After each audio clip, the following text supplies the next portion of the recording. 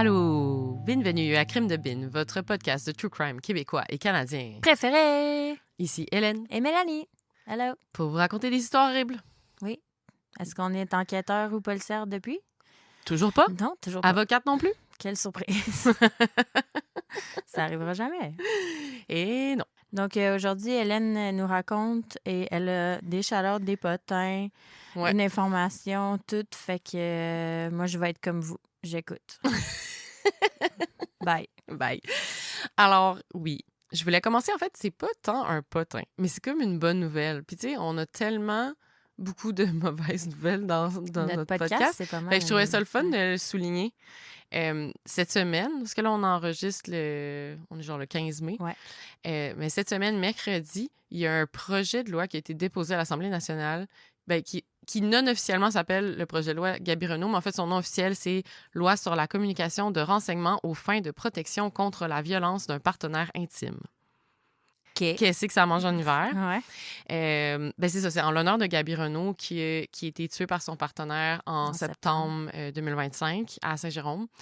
Puis son partenaire, il y avait comme des antécédents de violence conjugale là, à côté. Là, il avait failli tuer une de ses ex. Ce gars-là, c'était un danger sur pattes. Puis probablement que si Gabi, elle avait su tous ces antécédents-là, peut-être qu'elle aurait crissé le cœur. Peut-être pas non plus. On peut pas...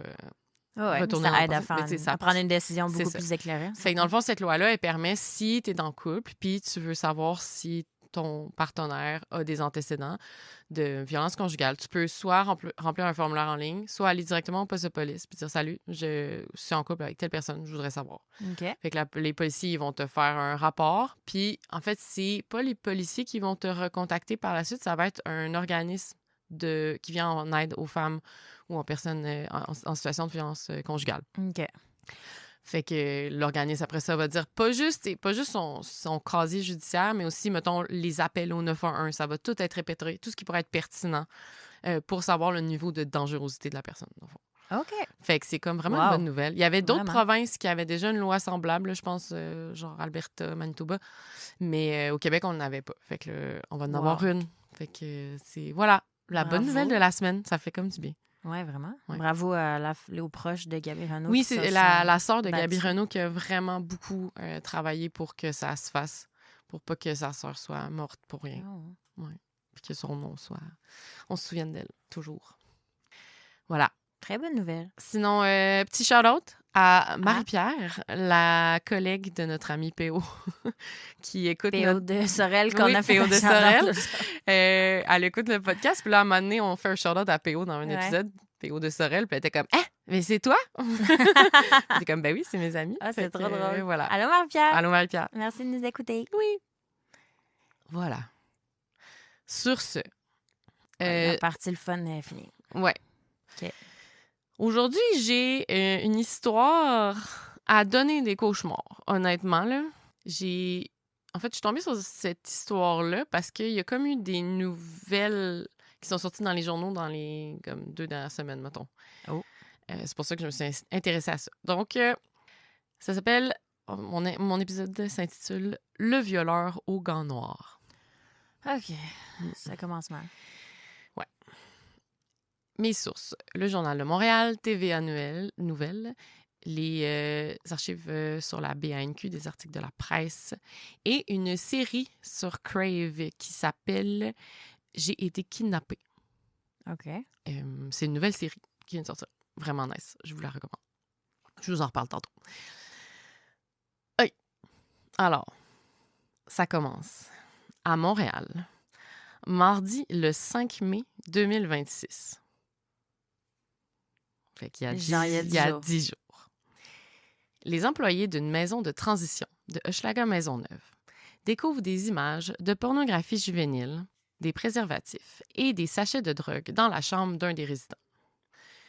Ils n'ont pas le temps d'aller le confronter que l'homme prend la fuite, sachant très bien que sa liberté conditionnelle va être suspendue. Les agents contactent direct la police. La chasse à l'homme est lancée. Un avis de recherche est envoyé à tous les policiers de Montréal, décrivant l'homme comme étant un délinquant sexuel dangereux, présentant un haut risque de récidive et n'ayant plus rien à perdre. Cet homme est Gilles Tardif. Oh God.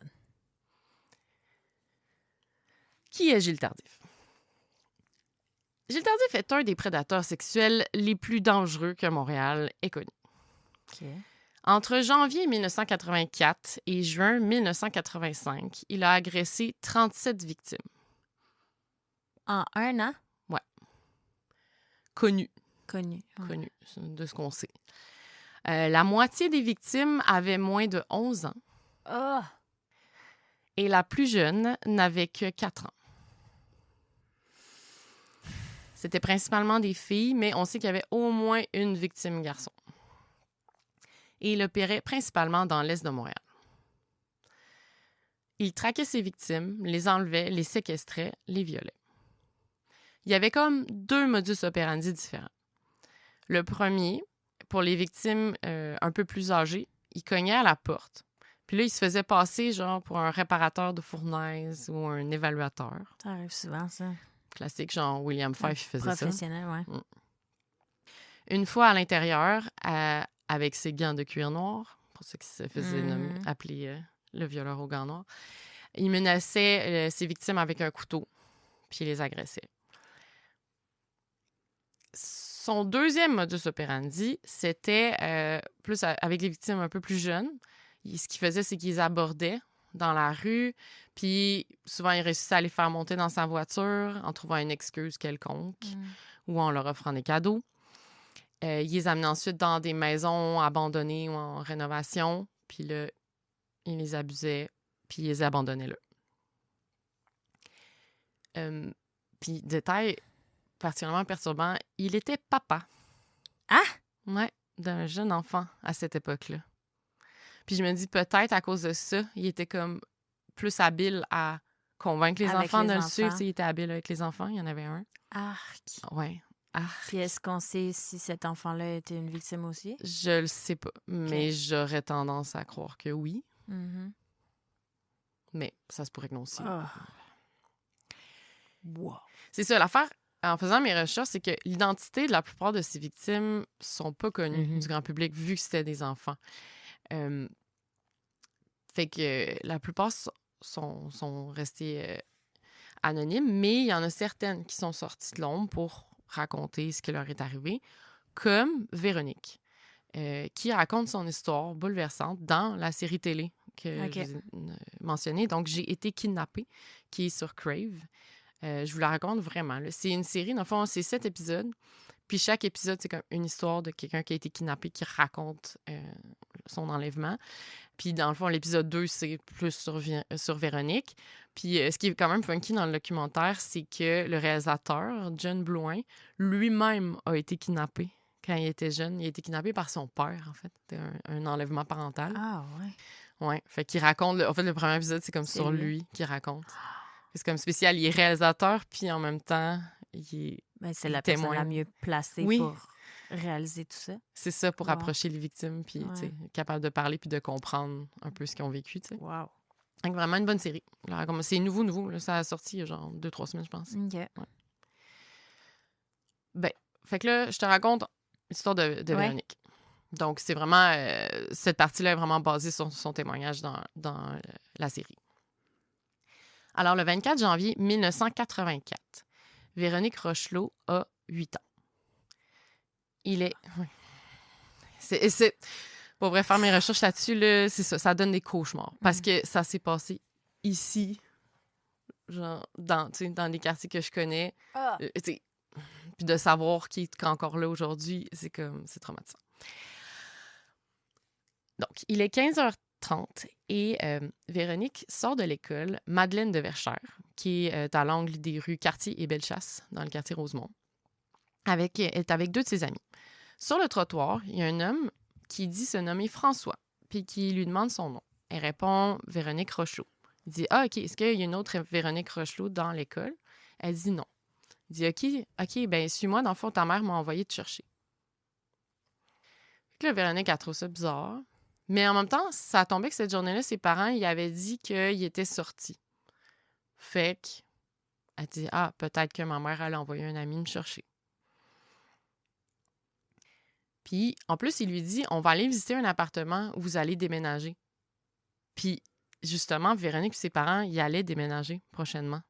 Mais c'est sûr, c'est pas des coïncidences. Il y avait ces informations-là quelque part. C'est ça, tu sais, je sais pas à quel point il l'avait comme traqué avant, là, mais tu sais, ça faisait partie de son modus operandi. Je pense qu'il repérait ses victimes puis qu'il suivait. Fait que, tu sais, est-ce que c'était le pire des hasards puis qu'il a dit comme la bonne chose ou il y avait vraiment cette information-là? Je suis pas certaine. Okay. Donc, elle trouve ça quand même logique. Fait qu'elle décide de le suivre. Fait qu'elle elle lui donne la main puis ils partent en marchant. Ah, j'ai frissons. Ah non, c'est horrible. Donc, ils marchent vraiment longtemps. Ils prennent un autobus. Ils marchent. Puis là, ils arrivent devant un immeuble en rénovation. Puis là, le monsieur, il lui dit qu'il est médecin. Ah, je te vois venir. Fait qu'il dit, ta mère, elle m'a demandé de te faire un examen médical. Fait que dans sa tête de petite fille, Véronique, elle trouve ça quand même bizarre. Là. Mais, qu'est-ce que tu veux qu'elle fasse? Elle le suit. Là. Fait qu'une fois dans l'immeuble, il l'amène au sous-sol, qui est comme une espèce de sous-sol de terre battue. Puis il lui dit, c'est là qu'on va faire l'examen médical. Je vais arrêter là dans les détails. Elle en donne un petit peu plus dans son entrevue dans la série. Vous irez l'écouter. Vraiment, je vous le recommande. C'est vraiment touchant de l'entendre raconter ça. Là. Ben, dans le fond, bref, c'est là qu'elle se fait agresser, dans le sous-sol. Une fois l'agression terminée, il lui dit « OK, tu peux te rhabiller ». Puis là, lui, il monte, puis il ferme la porte du sol. Fait que là, Véronique, elle se rhabille, puis là, elle monte les marches. Puis là, quand elle essaie d'ouvrir la porte, ben la porte est barrée. Puis là, elle regarde par le trou de serrure, puis là, elle voit qu'il y a comme un fil de métal qui attache la poignée à comme une autre porte en face. Fait que ça, en tout cas, ça l'empêche de sortir, dans le fond. Ça bloque la porte. Fait que là, la pauvre petite, elle se dit, sur le coup, elle se dit, j'espère que maman va venir me chercher. Mais en même temps, elle dit, je savais que ça avait vraiment peu de chances d'arriver. Tu sais, je pense à ce moment-là, elle espérait encore que c'était un ami de sa mère, puis que sa mère savait où elle était. Elle a 8 ans, la pauvre. Elle a 8 ans. Genre 2e année.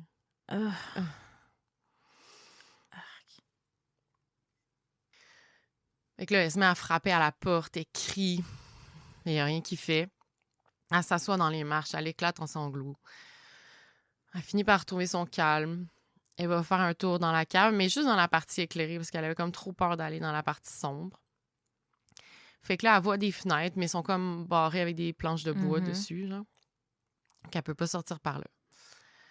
Pendant ce temps, ses parents, Dominique et Lise Rochelot, ils se rendent compte que Véronique n'est pas rentrée, puis ils appellent vraiment rapidement la police.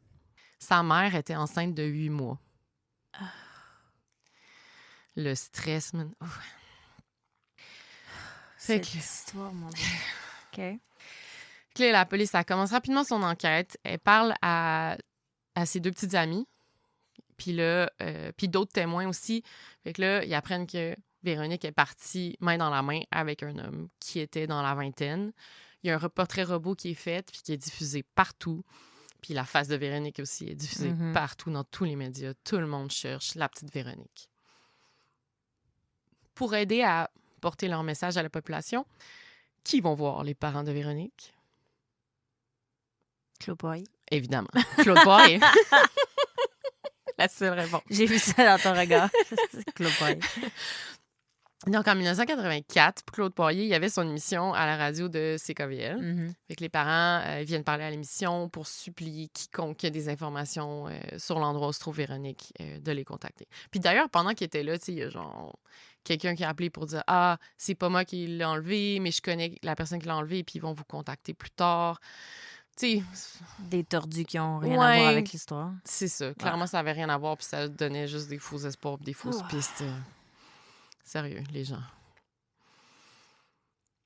Donc, une première nuit passe. Puis Véronique, elle arrive à se fabriquer un petit lit avec genre des vieux coussins qu'elle trouve.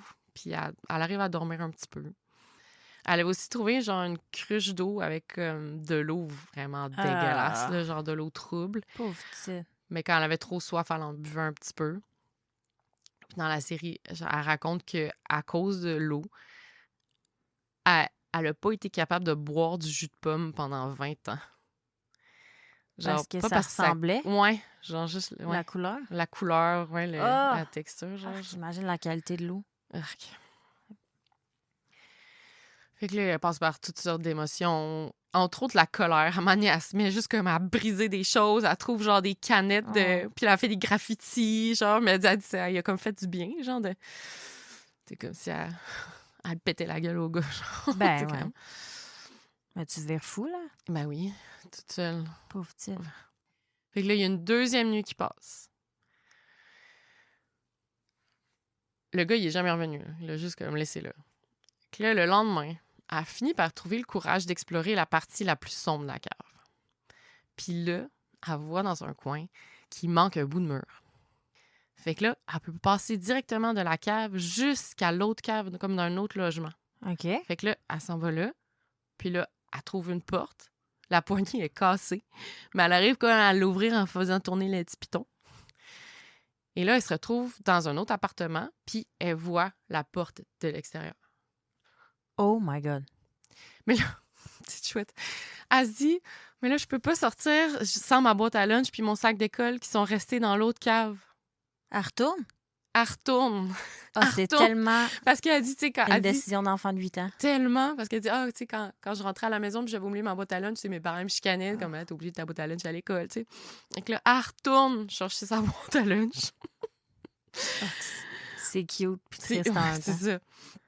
Fait que là, elle les pogne, mais là, une fois qu'elle est là, elle a le stress la pogne. Elle dit, si là, il arrive, puis il me pogne comme... Fait que là, elle pogne ses trucs vite, là, elle se dépêche, elle retourne à la sortie, puis finalement, elle déborde la porte. Ben, elle ouvre la porte et elle sort à l'extérieur, à l'air libre, après 48 heures enfermée dans une cave. C'est ça qu'encore aujourd'hui, elle a des traumatismes reliés à ça. 100%.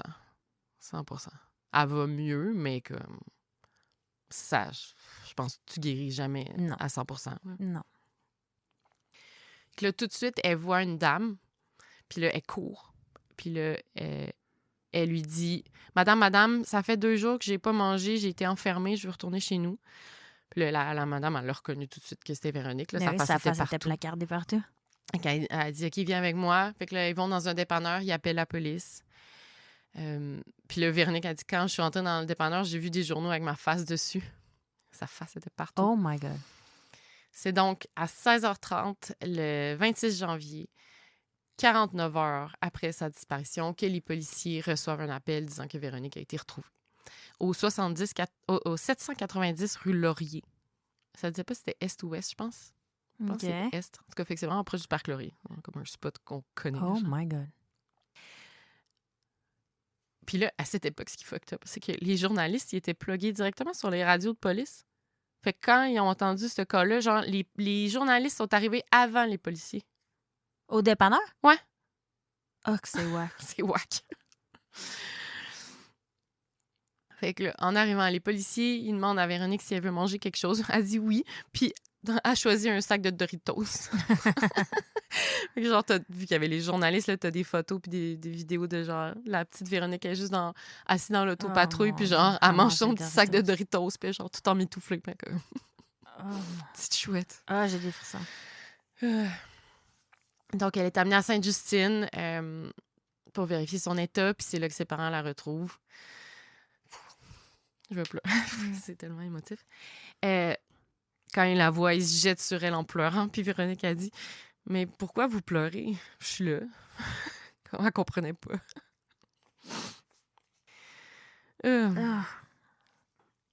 Donc, la première nuit de retour à la maison, elle a dormi entre ses 2 parents, puis sa mère, elle l'a serré dans ses bras toute la nuit. Oh mon Dieu, excusez. Je savais pas que j'allais être aussi émotivement en le racontant. C'est comme ayant moi-même une petite fille, ça me fait capoter.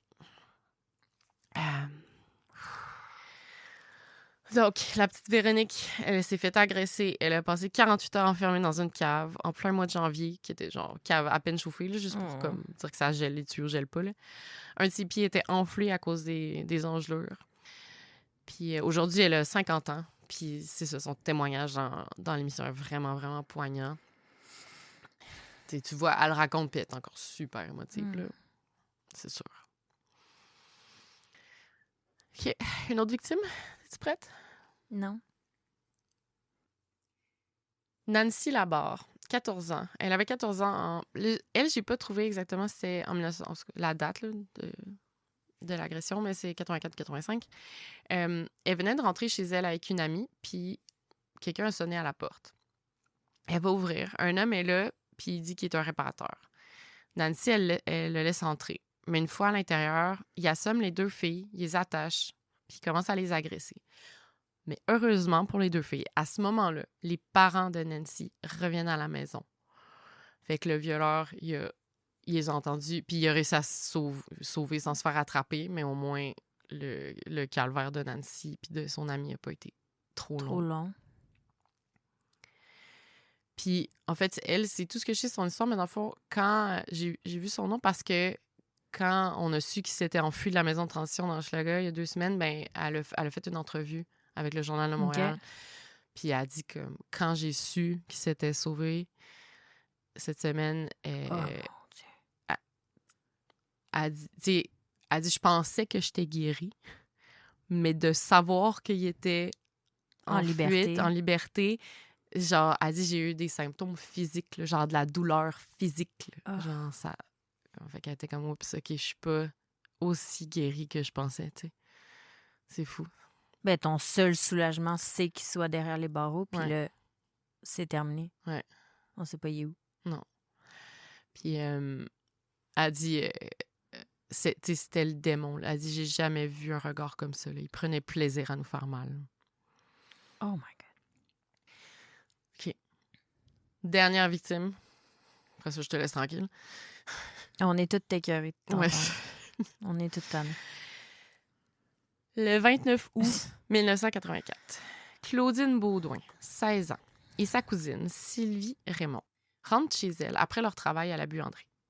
Au coin des rues Masson et Folhomme, un homme s'approche d'elle en voiture et leur offre un lift. Les filles refusent, mais là, ça le rend furieux. Fait que là, il commence à les poursuivre avec sa voiture. Fait que les filles courent le plus vite qu'elles peuvent. Mais dans le stationnement du 5500 rue Folhomme, Claudine se fait percuter de plein fouet par la voiture. Elle s'écroule. Sylvie, elle aussi, est percutée, est blessée, mais a réussi à s'enfuir puis à aller cogner à la porte pour demander de l'aide. Okay. Quand les secours arrivent sur place, la mort de Claudine Beaudoin, 16 ans, est confirmée. Elle n'a aucune chance puis elle est morte sur le coup. Pas rapport. Pas rapport. Tellement gratuit. C'est comme... puis j'ai vérifié, c'était où le 5500 rue Folhomme? Folhomme, excusez, je le dis Folhomme comme une non-montréalaise. C'est Folhomme. Folhomme. C'est genre là où la piste cyclable des Carrières, elle commence. Genre, je passe vraiment souvent là à vélo. Genre, fait, j'ai trouvé ça fucked up. Ouais. Comme, maintenant, quand je passe là, je suis comme, hey, il y a comme. Mais j'ai habité là pendant. J'ai habité là pendant un an. Exactement là. C'est fucked up, hein? Oh my God. Ouais, cette histoire-là, c'est comme... Ça va vraiment toucher les cas sensibles. En plus, parce que c'est comme proche. C'est comme tous des endroits qu'on connaît, genre. Oh my God. Donc, après ça, les policiers recherchent un dangereux prédateur qui a causé la mort de Claudine. Et évidemment, sur le coup, ils font pas nécessairement le lien clair avec tous les autres cas. Mm-hmm. Et c'est finalement grâce à Sylvie, la cousine, qu'ils réussissent à identifier Gilles Tardif comme étant le meurtrier de Claudine. Puis là, lui, Gilles Tardif, pendant tout ce temps-là, il se croyait bien futé parce qu'il avait volé une plaque d'immatriculation d'une voiture identique à la sienne. Il avait une Plymouth Horizon 1979. C'est toujours une fucking Plymouth. Ouais, tout le temps. C'est le véhicule des prédateurs. Damn. Mais là, dans plusieurs de ces agressions, il y avait des témoins qui avaient toujours décrit la même Plymouth. Mm-hmm. Fait que les policiers, ils ont juste pas pris de chance. Ils ont vérifié tous les propriétaires qui avaient ce type de voiture-là dans toute la province de Québec. OK. Puis ils ont fini par tomber sur Gilles Tardif. Ben là, ouais. Voler une plaque d'immatriculation d'un char qui ressemble pas au tien? Ouais. Quel con. Ouais, il se pensait bien futé. OK. Heureusement, il l'était pas. Mais c'est toujours un classique psychopathe, là. Ouais. Je pense qu'ils sont invincibles, qu'ils font jamais se faire pogner. Teintoué.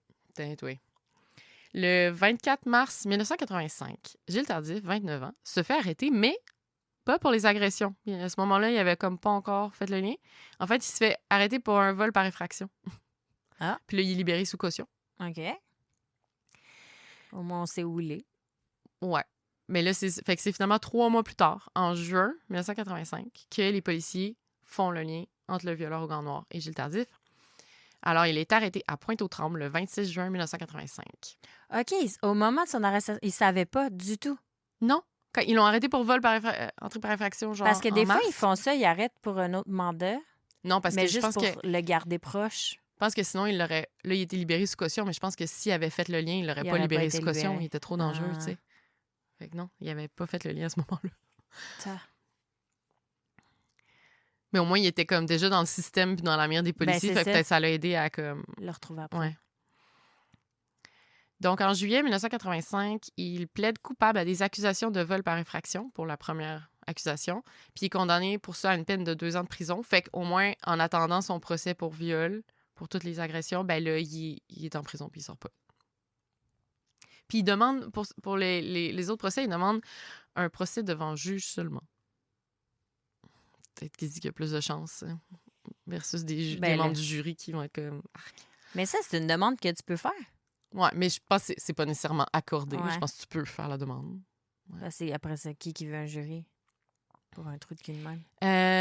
Ouais, c'est ça. Je pense que ça dépend des cas. Je pense que des fois, tu as plus de chances de convaincre le jury que t'es une personne puis qu'ils vont avoir pitié de toi, genre. Puis dans d'autres cas, tu sais que ça va faire l'effet inverse. Ouais, ça en dit long sur y est-tu coupable ou pas? Ouais. Ou y a-tu beaucoup d'estime de soi? En pensant qu'il va être capable de convaincre un jury. Ouais, c'est ça. Et en octobre 1985, le coroner conclut que Gilles Tardif est criminellement responsable de la mort de Claudine Beaudoin. OK. En novembre 85, il plaide coupable à 45 des 117 chefs d'accusation portés contre lui. Donc, 20 entrées par effraction, 14 enlèvements, 12 agressions sexuelles. Puis là, vu qu'il plaide coupable à 45 chefs, ben, la couronne accepte d'enlever les 72 autres. Okay. Pour comme simplifier la chose, je pense. Mais là, ce que j'ai pas vu... Joke, tout ça. Mais il y a quand même une bonne condamnation, au moins après. Mais là, ce que je trouve bizarre, c'est que j'ai pas vu d'accusation pour, genre, homicide involontaire ou homicide, tu sais. Parce qu'il a quand même tué Claudine. Ouais. Et je comprends pas qu'il y ait comme pas eu d'accusation pour ça. En tout cas, je l'ai comme pas vu passer. OK. Ouais. Pendant les procédures judiciaires, il reconnaît qu'il représente un danger pour la société et réclame une prise en charge médicale. Au moins. Et selon les rapports psychiatriques, il souffrait d'un désordre de la personnalité et était incapable de contrôler ses pulsions. Pauvre petit. Ouais. En mai 1986, il est condamné à la prison à vie. Sauf que c'était genre sans possibilité de libération conditionnelle après genre 7 ans. Il me semble que c'était vraiment pas long son affaire de... Mais il est resté plus longtemps quand même. Mais ça, c'était 86. Puis là, en 2026, on sait qu'il était en liberté. Fait que, tu sais, je sais pas... J'ai pas réussi à trouver quand est-ce qu'il a eu sa libération conditionnelle, mais je pense qu'il a dû passer au moins un 25-30 en prison. Donc, aujourd'hui, il a 69 ans. Et il était en semi-liberté, on ne sait pas depuis quand, mais en tout cas, la maison de transition de Hochelag, il était là depuis juin 2025. OK. Fait que ça faisait pas si longtemps. Est-ce qu'il était ailleurs avant ou c'était sa première maison de transition? Je ne sais pas.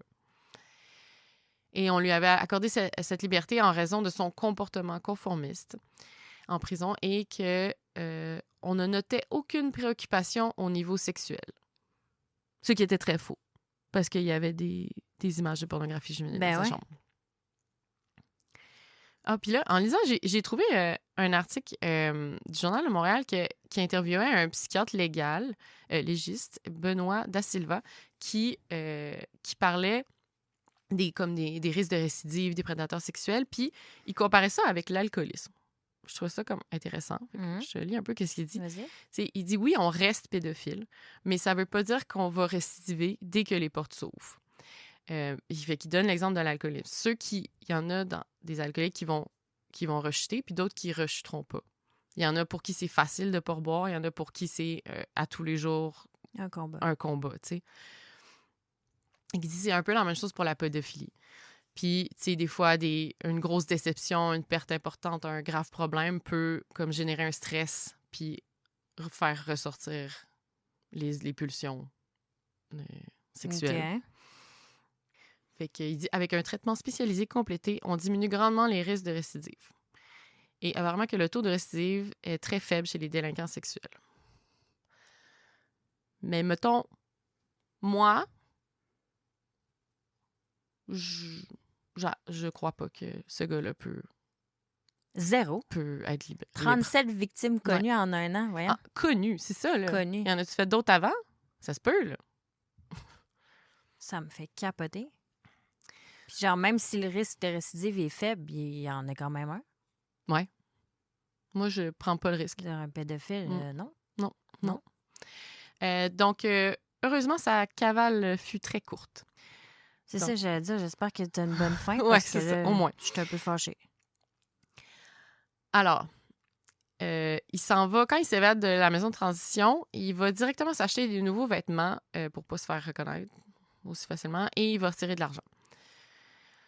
Mais c'est ça, sa cavale, heureusement pour nous, ne durera que 16 heures, puisqu'en avant-midi, le mercredi 6 mai, il est retrouvé dans une institution bancaire du plateau Mont-Royal. Je ne sais pas laquelle, j'aurais aimé savoir laquelle. Et c'est d'ailleurs seulement après son arrestation que le public apprend ce qui s'est passé. Oh my God. Parce que la police de Montréal avait pas cru bon d'alerter la population qu'un des pires prédateurs sexuels de l'histoire de Montréal était en cavale. OK. Moi, mettons, j'aurais aimé ça savoir. OK. Moi, mettons, savoir que... Il y a tellement d'écoles dans ce coin-là. Ce gars-là qui s'est sauvé, genre, puis j'habite, pas si loin, on s'entend, là, tu sais, non, j'habite un peu dans l'Est, là, comme... Arrête de dire où t'habites. Ben, les gens savent, là, en général. Bref. Qu'il y a des enfants. J'ai des enfants. Moi, je suis comme... J'aurais aimé ça savoir. J'aurais peut-être pas dormi de la nuit, mais j'aurais aimé ça savoir. Donc, depuis son arrestation, il a été renvoyé à la prison de Rivière-des-Prairies et il devrait être transféré prochainement dans un pénitencier fédéral puisqu'il est toujours sous condition pour sa peine de prison à vie. Puis là, il a brisé ses conditions. Donc, on attend là, la décision de la Commission de libération, la CLCC, Commission de libération conditionnelle du Canada, qui décidera si la suspension de sa liberté est maintenue ou non. J'espère qu'elle sera maintenue. Ouais, c'est ça. En tout cas, la CLCB, la Commission des libérations conditionnelles de BIN, dit que... Je sais où tu t'en vas avec ça. dit qu'elle devrait être maintenue. Voilà. Ben là... J'espère qu'ils prendront mon opinion. Trouve-moi quelqu'un qui va trouver que ce gars-là devrait être en liberté. J'ai hâte de voir. Même sa famille, c'est ça que c'est un nom. Pour vrai, s'ils le remettent en liberté, je pars une pétition. Non. Refusé. Je veux pas que ce gars-là soit dans la même ville où je suis. Non. C'est impossible. Non. C'est impossible. Puis il pourrait aussi faire face à d'autres accusations en lien avec le matériel pédopornographique qui a été retrouvé. Puis, et aussi pour sa cavale. Il peut être aussi accusé pour ça. Voilà. C'était mon histoire à donner des cauchemars. Arc. Ça s'est passé il y a 2 semaines. Ouais. Ouais, c'est pour ça que j'ai comme voulu faire l'histoire sur lui. J'ai comme commencé à lire, puis j'étais genre, je veux comme comprendre. J'ai tellement de questions sur... Tu sais, à quel point il était en liberté dans la maison où il habitait, dans le sens où comment il a pu se procurer tout ce matériel. De ce que je comprends, puis tous les professionnels qui nous écoutent pourraient compléter l'information, mais de ce que je comprends des maisons de transition, c'est que tu as le droit de sortir pas mal à ta guise. Ben, mettons, tu as des couvre-feux, faut que tu rentres à 10 h le soir. Mais quand tu sors, dans le fond, il faut que tu annonces où tu t'en vas et à quelle heure tu rentres. Ouais. Fait que si je m'en vais au centre d'achat, je reviens à 3 h. Si à 3 h30, t'es pas là, genre, il appelle la police. C'est comme... En fait, si à 3 h05, t'es pas là, il appelle la police. C'est comme... Côté effet personnel, mettons. Ben là, clairement, ils font des fouilles. Je sais pas à quelle fréquence, mais en tout cas, ils sont tombés sur ces trucs-là. Fait que Ou peut-être, je sais pas s'ils font des fouilles tout le temps, c'est juste quelqu'un qui l'a stoulé ou ils ont eu un doute. C'est ça. Je sais pas. Ça, faudrait que... C'est sûr qu'à un moment donné, il s'est vanté de ça à quelqu'un pas loin, puis il y a quelqu'un Peut-être. qui l'a rapporté. Ma théorie. Mais... Peut-être. Arc! Quel trou de cul! Mais c'est ça, parce que normalement, quand t'es en maison de Monumental. transition, c'est que t'es vraiment en voie d'être réhabilité, tu sais. Mhm. T'es plus supposé poser un risque pour la société rendu là, tu sais. Mais lui, clairement, je pense que oui. Je suis sans mots. Voilà. Faites de beaux rêves. Bravo aux victimes qui sont capables de raconter leur histoire. Oui, qui tellement. sont capables de... Chapeau. Ah ouais, pour vrai, vous aurez écouté la série. Ouais. J'ai été kidnappée. C'est ça que je Puis fais comme, tu sais, Véronique, c'est une des histoires, mais il y a comme, tu sais, il y a 7 épisodes. Fait que c'est Mhm. comme toutes des histoires différentes. C'est vraiment intéressant. Il est vraiment touchant. Puis tu sais, encore une fois, on raconte ces histoires-là parce que faut que ça soit public, puis faut prendre conscience que ça peut arriver, ça peut être ton fucking voisin. Ouais. Ça peut être n'importe qui. Ouais. Dans toutes les histoires qu'on raconte depuis 6 ans, c'est toujours la même affaire. C'est toujours le gars qui a l'air de rien. Ouais. C'est toujours le gars qu'on se doute le moins. Mm. Faut éduquer nos enfants aussi. Oui. Sûrement que dans les années 80, c'était moins out there, ces informations-là. Ouais, le Stranger Danger, il n'était pas aussi... C'est ça. Tu sais, aujourd'hui, on le dit à nos enfants, là, tu parles pas aux étrangers, tu sais pas, Ben oui. comme... Ben aujourd'hui, essaie de rentrer dans une école, normalement, t'es pas capable. Ouais. Ben, c'était à la sortie de l'école. C'était sur le trottoir, genre. Ben, même là. Mm. Non, mais dans le sens que, tu sais, à l'époque, ça n'existait pas. Tu pouvais rentrer dans n'importe quelle école aussi. Ouais, aussi. Ouais. C'est pas lié à cette histoire-là, mais genre, Ouais. aujourd'hui, on a plus cette vigilance-là. Cette conscience-là, ouais. Cette conscience-là qu'on n'avait pas avant. Non, c'est ça. Puis je voulais parler de l'histoire aussi, vu que c'est pas encore fait, s'il va en prison ou non, tu sais, je voulais comme informer le public Ouais. de ce gars-là, dire à quel point il est dangereux. Aïe. Voilà.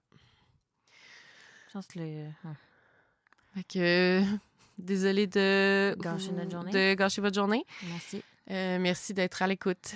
Et à la semaine prochaine. Vigilants. Ah oui, si vous voulez un bonus un peu moins lourd, sur Patreon, celui qu'on va enregistrer juste après ça, qui va sortir dans une semaine, c'est l'évasion de la prison d'Orsainville. Je vous l'avais promis, suite à la évasion en hélicoptère de Saint-Jérôme. Ben, C'était épique. Ouais. J'étais au bout de ma chaise tout le long. Ouais. Fait que là, j'avais dit que je rechercherais l'évasion en hélicoptère de la prison d'Orsainville. C'est fait.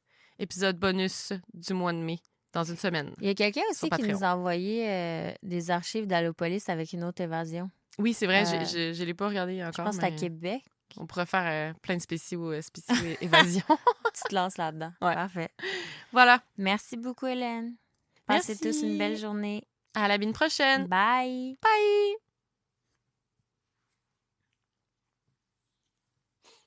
Tabarnak. Ah, je sais. C'est quoi ton problème? Crime de Bin est une idée originale de Mélanie Bouchard et Hélène Thompson. Mixage sonore et musique originale d'Anthony Castonguay-Hervé. Encouragez-nous, suivez nos aventures sur Instagram et sur Facebook. Et pour un épisode bonus par mois, abonnez-vous à notre Patreon. Merci Binku. Bye!